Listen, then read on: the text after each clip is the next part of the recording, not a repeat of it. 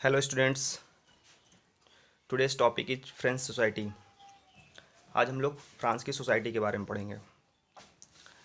As we have been discussed about this chapter yesterday. Last video में हम लोगों ने पढ़ा था फ्रेंच रिवॉल्यूशन के बारे में, जो इवेंट हुआ 14 जुलाई को, और वहाँ के किंग के बारे में। So little bit we have been discussed in last video. I hope you might have prepared the notes about that topic. So now today we will discuss about French society. So keep pen with you so that you could write the important things on this topic. Okay students, today's topic is French society. अब हम लोग आज पढ़ेंगे France की society के बारे में कि वहाँ की सोसाइटी कैसी थी, कैसे काम करती थी, वहाँ के लोग कैसे थे, कैसे कैसे समाज वहाँ का डिवाइड था. Okay, so it was mainly feudal society. France की सोसाइटी को मेनली फ्यूडल सोसाइटी कहते थे. It is old regime before 1789. Old regime before 1789 इसका मतलब है कि 1789 के पहले जो सोसाइटी थी उसको ओल्ड रिजाइम बोला जाता था, क्योंकि उसके पहले फ्यूडल सोसाइटी थी. क्योंकि आप सभी को मालूम है, in last video we have been discussed कि ऑन 14 जुलाई 1789 देर रिवोल्यूशन हुआ, मतलब एक रिवोल्यूशन का आउटब्रेक हुआ, जिससे कि वहाँ की सोसाइटी चेंज हो गई. वहाँ एक रिवोल्यूशन का मतलब ही हमने बताया था, that bring the sudden change, जो अचानक से एक बदलाव लाए. तो वो बदलाव क्या लाया, समाज में उनकी सोसाइटी चेंज हुई, एक प्रकार से चेंज आया.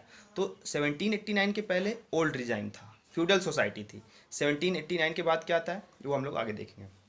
तो हम पहले देखते हैं कि 1789 के पहले फ्रांस की सोसाइटी कैसी थी. That was a feudal society. Feudal society का मतलब क्या होता है? फ्यूडल सोसाइटी का मतलब ये होता है कि जैसे कि कुछ जमींदार होते हैं, कुछ रिच पर्सन होते हैं, जिनके पास बहुत सारी लैंडलॉर्ड जिसे कहते हैं, जिनके पास बहुत सारी ज़मीन होती है, तो अपने अंडर में कई सारे फ्यूडल को रखते हैं. वो फ्यूडल क्या करते हैं, उनके ज़मीनों पर एज अ रेंट काम करते हैं, फिर जो भी उसमें इनकम होती है उनको देते हैं. तो this was the feudal society. तो ये सोसाइटी जो है तीन कैटेगरी में डिवाइड थी, तीन स्टेट्स में डिवाइड थी, तीन ग्रुप में डिवाइड थी. First state, second state and third state.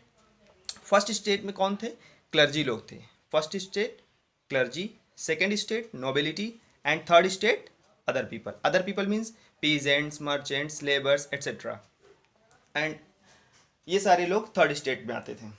Third states में आपके कुछ रिच पर्सन भी आते थे, जैसे लॉयर कुछ हो गए, ठीक है, तो इसके बिजनेसमैन हो गए कुछ. So these were belongs to third state. तो फर्स्ट स्टेट से हम लोग देखते हैं. फर्स्ट स्टेट के जो क्लर्जी जो कि चर्च में काम करने वाले लोग होते हैं. कहाँ पर? चर्च में. जैसे हमारी कंट्री में अगर हम बात करें पहले के समय में, तो जैसे राजा के दरबार में पुरोहित लोग हुआ करते थे, तो उनको उनके एक स्पेशल फैसिलिटी, एक प्रिविलेज दिया जाता था. तो उसी प्रकार से फ्रांस में क्लर्जी जो चर्च के लोग होते थे, तो उनको क्लर्जी बोला जाता था. सेकेंड स्टेट के जो लोग थे वो नोबिलिटी, जो नोबल लोग. नोबल का मतलब जैसे जो किंग के रिलेटिव हो गए या मिनिस्टर्स हो गए. So these were belong to nobility. Third state में आप देख ही रहे हैं, बाकी सारे लोग, उस कंट्री के सारे लोग, क्लर्जी और नोबिलिटी को छोड़ करके बाकी सारे लोग थर्ड स्टेट में आते थे. तो अब इसमें देखने वाली बात क्या है? ठीक है, अच्छी बात है, तीन स्टेट में डिवाइड, तीन ग्रुप में अगर समाज डिवाइड, लेकिन इसमें देखने वाली बात क्या है, इंपॉर्टेंट क्या है कि क्लर्जी, इनको कुछ स्पेशल प्रिविलेज मिला करते थे. फर्स्ट स्टेट और सेकेंड स्टेट, ये दो स्टेट को कुछ स्पेशल प्रिविलेज मिला करते थे. Special privilege like enjoy privileges based on birth. अगर क्लर्जी से आप बिलोंग करते हैं, तो अगर क्लर्जी के यहाँ के जन्म हुआ, आपका बर्थ हुआ, तो वहाँ पर आपको बर्थ से ही राइट मिल जाता था कि आपको सारे प्रिविलेजेस आपको मिलेंगे. ठीक है. और क्लर्जी और नोबिलिटी के लोग, they were exempted from the paying taxes. जो टैक्सेस पे करने होते थे, तो क्लर्जी और नोबिलिटी के लोग टैक्सेस पे नहीं करते थे. ठीक है, they were exempted from the paying taxes. Okay, तो हम यहाँ पर इनके फर्स्ट और सेकेंड स्टेट के कुछ प्रिविलेजेस देख लेते हैं. जैसे कि नो टैक्स, पहला ये टैक्स नहीं देते थे. And second, third state people work for them. दूसरा क्या था, ये जो थर्ड स्टेट के लोग थे, ये लोग फर्स्ट और सेकेंड स्टेट के लोग के लिए काम किया करते थे. एंड रेंडर सर्विसेज, इन लोग के लिए काम करते थे, सर्विसेज देते थे. दे वर ऑब्लाइज टू पे टैक्सेस, मतलब इनको टैक्सेस देना होता था, और वो सर्विस भी देते थे, उनके यहाँ काम करते थे, उनके खेतों में काम करते थे, उनके ज़मीनों पे काम, उनके घर में काम करते थे, साफ सफाई जो भी काम रहता था वो लोग बोलते थे इनको करना पड़ता था, थर्ड स्टेट के लोगों को। And third, they receive, first और सेकेंड स्टेट की बात कर रहे हैं, they receive taxes from third state. First और सेकेंड स्टेट के लोग ये टैक्स लेते थे किससे? थर्ड स्टेट की। यानी कि अगर हम बात करें ओवरऑल तो फर्स्ट और सेकेंड स्टेट के लोग टैक्स पे नहीं करते थे। टैक्स पेयर कौन थे? Only third state. Only third state was paying the taxes. Clear? अब ये बात करें तो टैक्सेस कितने कितने प्रकार के होते थे, कैसे होते थे, ठीक है। तो टैक्स की अगर हम बात करें तो टैक्स वहाँ पर मेनली दो प्रकार के थे, और एक तीसरा भी था फ्यूडल टैक्स। तो फर्स्ट था हमारा टीथे।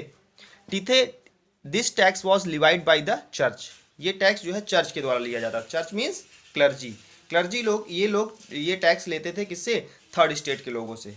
That was called tithe. उसे क्या कहते थे? टीथे कहते थे, ठीक है। And second was टैले।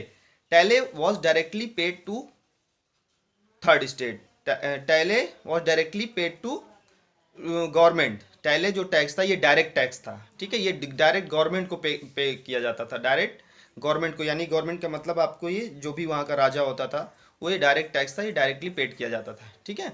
और एक थर्ड था फ्यूडल टैक्स। फ्यूडल टैक्स जिसे हम कहते हैं फ्यूडल ड्यूज कह सकते हैं, जो कि जैसे कि जमींदार हुआ, लैंड लॉर्ड्स हुआ, तो वो ये ज़्यादातर ये नोबिलिटी के लोग होते थे, फर्स्ट सेकंड स्टेट के लोग होते थे, ये टैक्स कलेक्ट करते थे थर्ड स्टेट के लोगों से। तो थर्ड स्टेट के लोग एक प्रकार से अगर हम बात करें तो ये टोटली टैक्स पेयर थे उस पूरी कंट्री में। और अगर हम पॉपुलेशन की बात करें यहाँ पर, तो जो टोटल पॉपुलेशन थी यहाँ की फर्स्ट और सेकंड स्टेट की, फर्स्ट सेकंड स्टेट की पॉपुलेशन हमारी थी कितनी? ओनली 10%। ओनली 10%। और थर्ड स्टेट की पॉपुलेशन थी 90%। 90% लोग। अगर लैंड होल्ड की बात करें तो थर्ड स्टेट के पास टोटल ओनली 40% लैंड होल्ड थी।